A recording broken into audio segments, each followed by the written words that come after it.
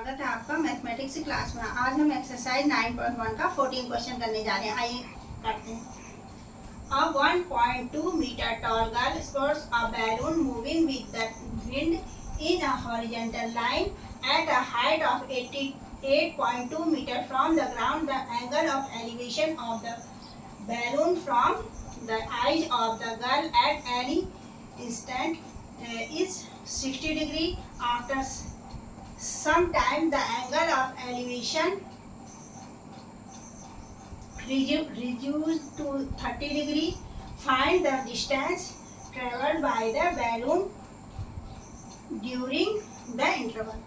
देखिए ये फिगर दे रखी। पहले यहाँ पर एक कोई गर्ल खड़ी है, ठीक है। उस समय एंगल ऑफ एलिवेशन उसको जब देख रही है उस बैलून को, तो उस समय कितने डिग्री का एंगल बन रहा है? 60 डिग्री का बन रहा है। और कुछ टाइम के बाद वो बैलून यहाँ से उड़ करके यहाँ चले जा रहा है, तो उस टाइम पर उसकी आंख से बनने वाला एंगल ऑफ एलिवेशन कितना है? 30 डिग्री का बन जा रहा है।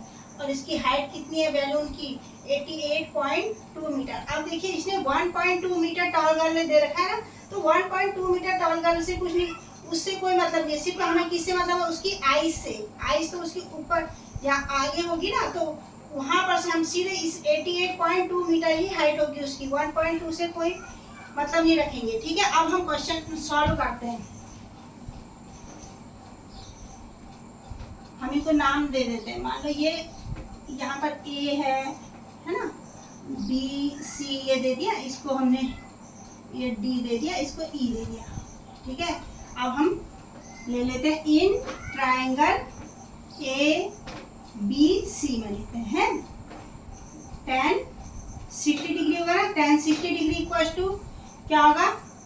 ए बी अपॉन बी सी, ठीक है।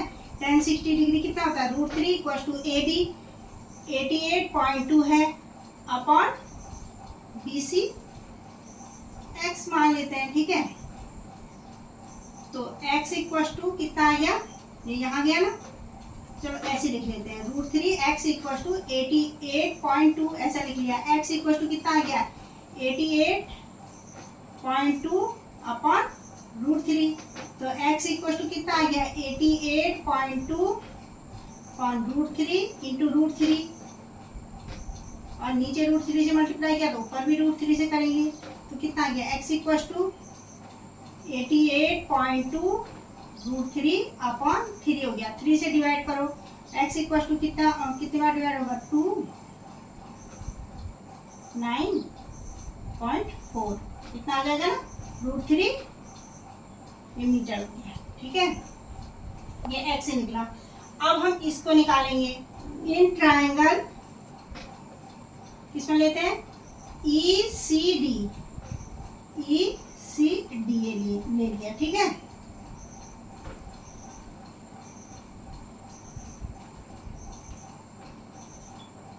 tan 30 डिग्री इक्वल टू कितना आ जाएगा?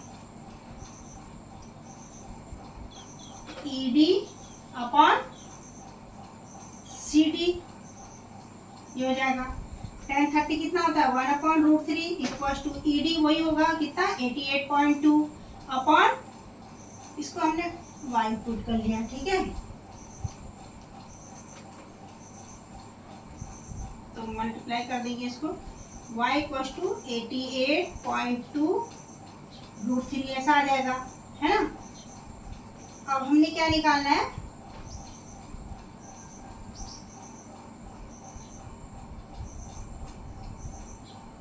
निकालना the distance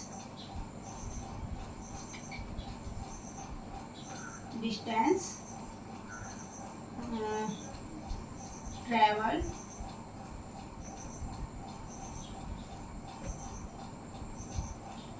by the balloon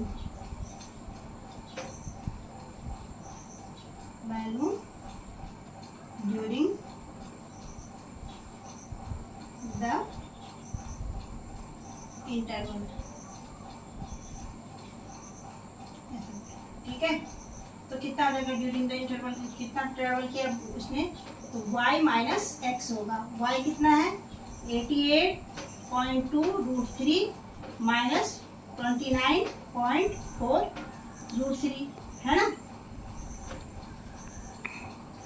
तो कितना आ गया देखिए, सब्ट्रैक्ट कीजिए इसको, 8 इसमें से इसको सब्ट्रैक्ट किया तो ये यहाँ कितना बचा, 7 में से 17 में से 9 गया तो 8.5√3, तो 58.8√3 मीटर इतना ट्रेवल करें। ठीक है, अब क्वेश्चन नंबर 15 करेंगे। अब देखिए क्वेश्चन नंबर 15 देखते हैं। A straight highway leads to the foot of a tower. A man standing at the top of the tower observes a car at an angle of depression of 30 degrees, which is approaching the foot of the tower with a uniform speed. 6 seconds later, the angle of depression of the car is found to be 60 degrees. Find the time taken by the car to reach the foot of the tower from this point. क्या कह रहा है, एक tower है, ठीक है ना, इस टावर से, इस टावर के ऊपर कोई क्या रहा है, man standing the top of the, इस टावर में एक कोई मैन खड़ा है, यहाँ खड़ा है, यहाँ से वो जब नीचे देख रहा है, यहाँ ये हॉरिजॉन्टल लाइन हो गई है ना उसकी आइस से, इस तरीके से बनेगी, तो ये 30 डिग्री का एंगल बन रहा है।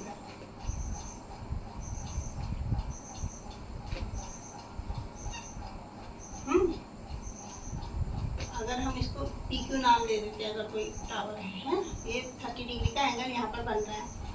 फिर कह रहा है कि फिर वो यूनिफॉर्म स्पीड से जा रहा है यहाँ को, तब उस समय जब वो यहाँ से देख रहा है तो उस समय कितने डिग्री का एंगल बन रहा है,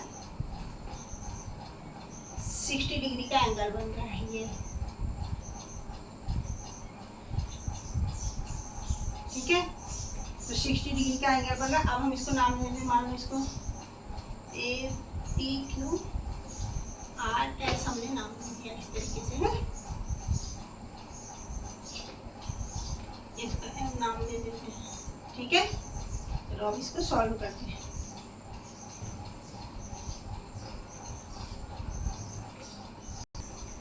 ये 30 तो ये भी 30 है, तो देखिए सॉल्व करते हैं। इन ट्रायंगल PQS लेते हैं, ठीक है। 10 30 डिग्री इक्वल टू, देखिए क्या आ जाएगा, PQ अपॉन SQ है ना। ये 10 30 कितना होता है, 1/√3 equal to PQ upon SQ, ये आ गया। SQ इक्वल टू कितना आ गया फिर, √3 PQ। क्वेश्चन नंबर फर्स्ट आ गई। अब इन ट्रायंगल PQR में लेते हैं, PQR ले लेते हैं, ठीक है। 10 60 डिग्री इक्वल टू क्या आ जाएगा, PQ upon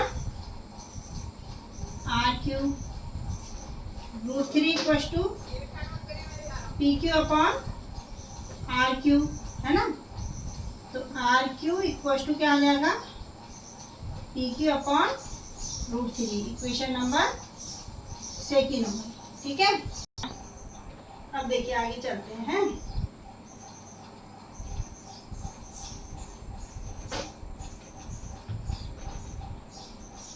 from equation first and second कर लेते हैं, ठीक है।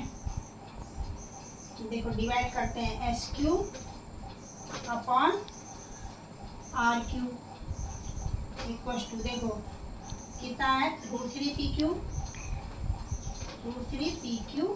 अपॉन √3, ये आया है ना।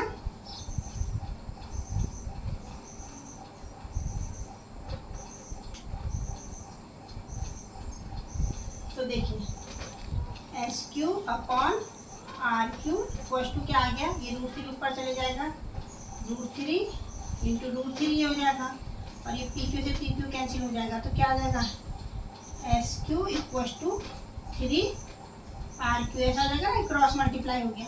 ठीक है,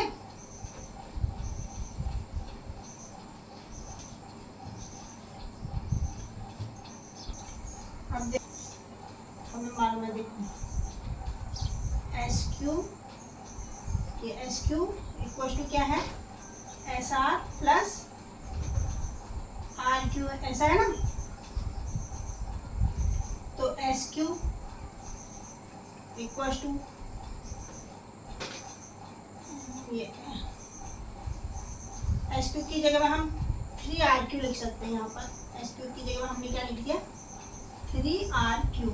S Q equal to S R plus R Q होता है, तो इस एस क्यू की जगह में हमने यहाँ 3 आर क्यू लिखा, equal to S R plus R Q हो गया, है ना। तो देखिए,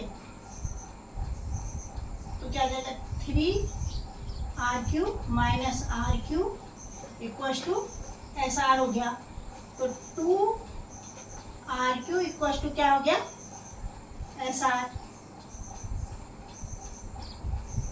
एस आर लिख लेते हैं, तो R Q equal to 1/2 S R, ऐसा हो गया ना। देयरफॉर क्या हो जाएगा, द टाइम